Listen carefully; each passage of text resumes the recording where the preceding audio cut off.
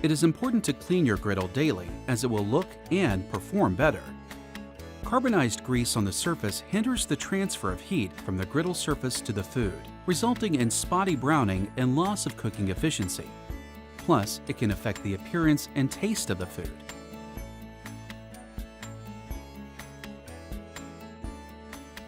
Steel plates are the most labor-intensive to clean and require a brick or special detergent.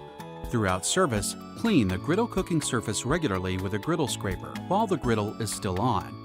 At the end of service, allow griddle to cool down to 300 degrees. Apply room temperature water and clean with a griddle scraper to remove debris.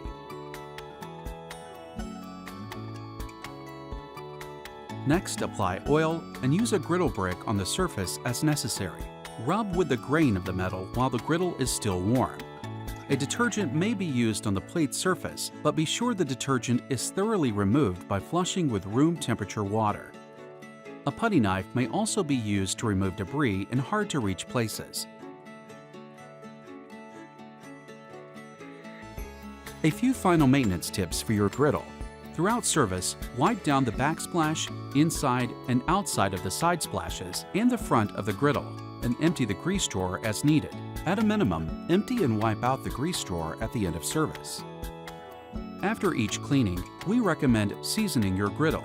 Simply heat the griddle to a low temperature, between 300 to 350 degrees Fahrenheit, and apply a small amount of cooking oil.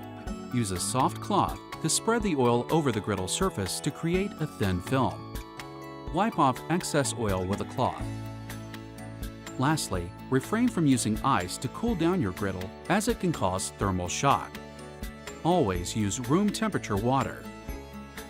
For more information on operating and cleaning your griddle, refer to the operation manual on the Vulcan website.